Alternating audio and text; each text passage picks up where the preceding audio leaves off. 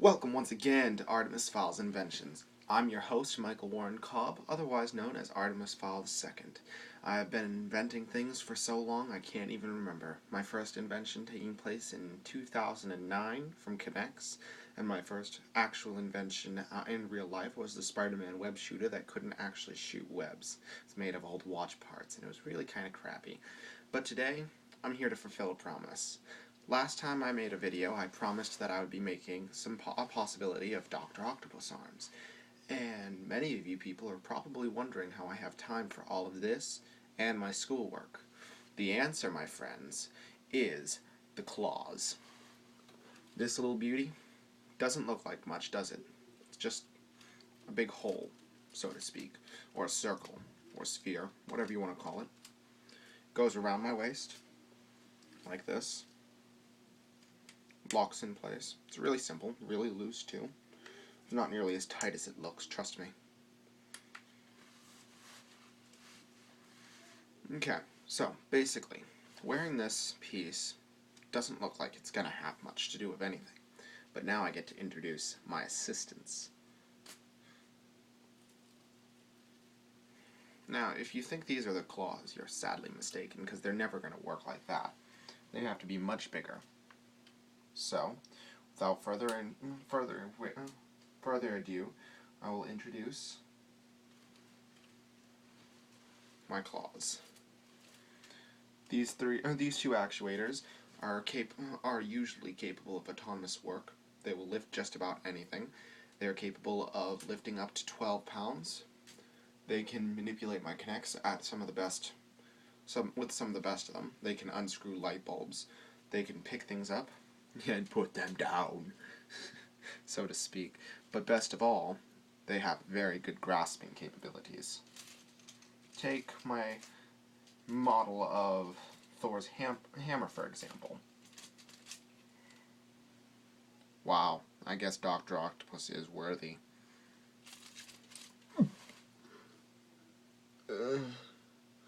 So much for that idea. There's no way I'm getting that back up.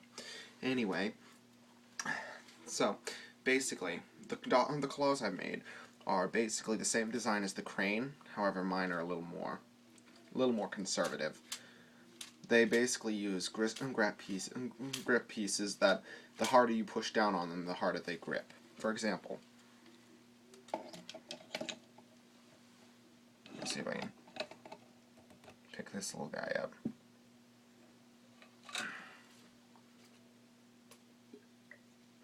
Now, obviously that's not nearly enough to prove that this can lift that water bottle, considering I picked it up with both hands.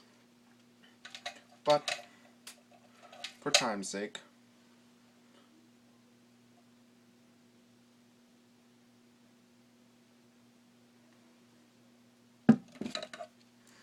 there we go. So each claw has a total of 64 blue rods. That's quite a lot. Each piece has 360-degree movements. They can pick things up behind me, move around, and they can lift just about anything in my room for K'NEX. It helps a lot with making my suits, considering they can grab individual pieces and snap them into place as long as they're holding them together. They can also interlock, so that they can be put away very easily. It's like a giant sphere, so to speak. Then, to unlock each one, see? Pretty interesting, I guess, but that was just to fulfill a promise. I'm going to take these off real quick.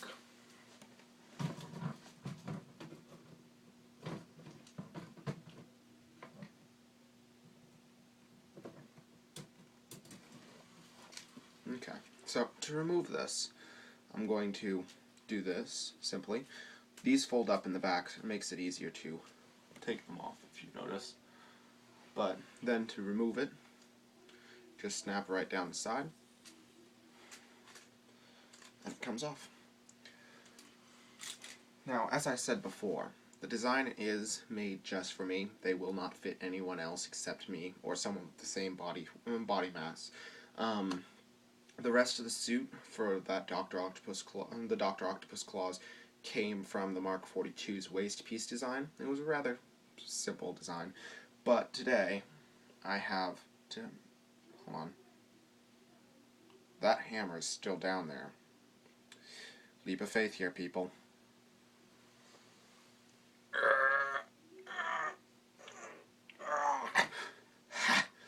I guess I am worthy.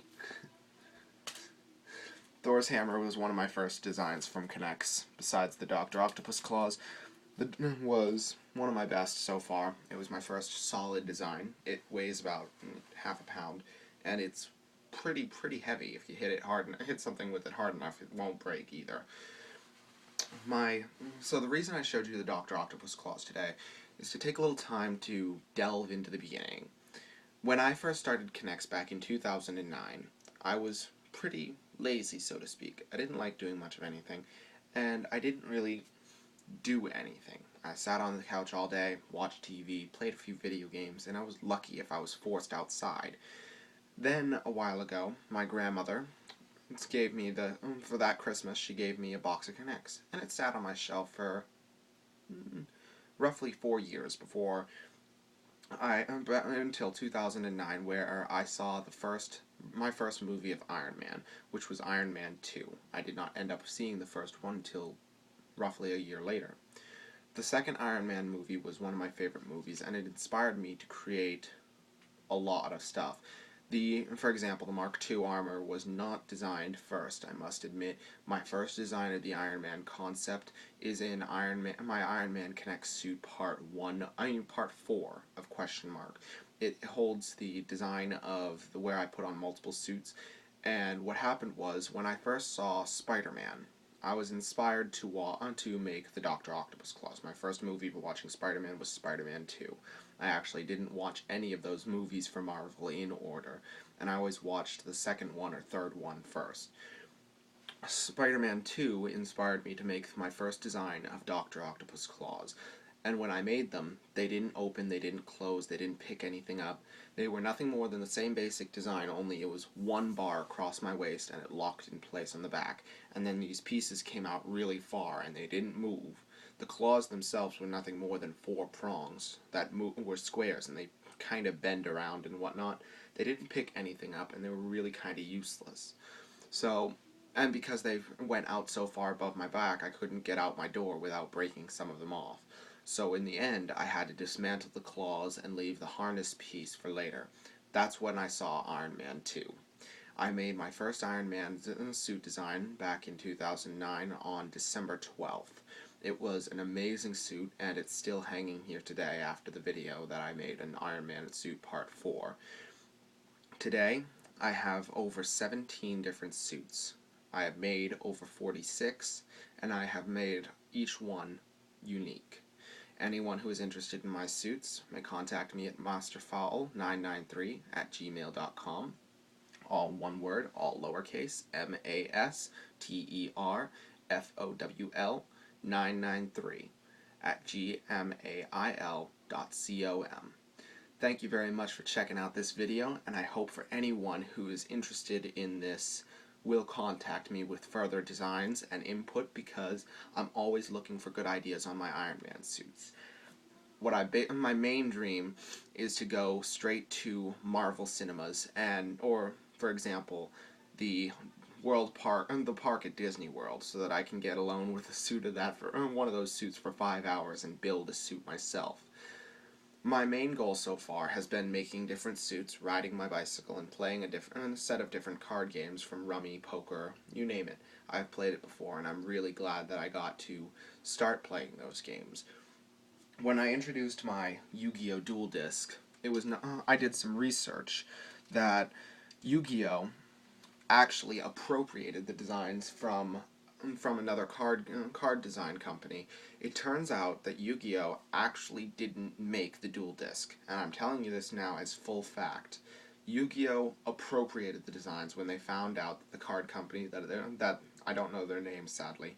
When this card company was making it, and Yu-Gi-Oh! Found out, they appropriated the Dual Disc as their own. They had already had a Dual Disc design, but they weren't actually an arm piece. If you remember from the anime, they threw the disc and it created a holographic projection.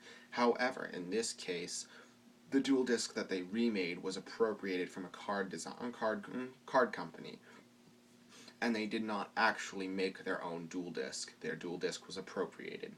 And it was never originally aimed for just Yu-Gi-Oh! Believe it or not, it was going to be aimed at every card game in the world, whether it be poker, this new one, Card Fight Vanguard, whether it be Magic the Gathering, Rummy, Poker, you name it, any card game on Earth could be played on the original design of the dual disc. That's why I took the original designs from the dual disc and I made my own original copy, merging all of them together into one cohesive unit that anyone can play on. Every system, every kind, every card. For a better tomorrow, today. Thank you very much once again for checking out Artemis Fowl's inventions, and I hope next time I'll have something more interesting than this one, because bigger is better.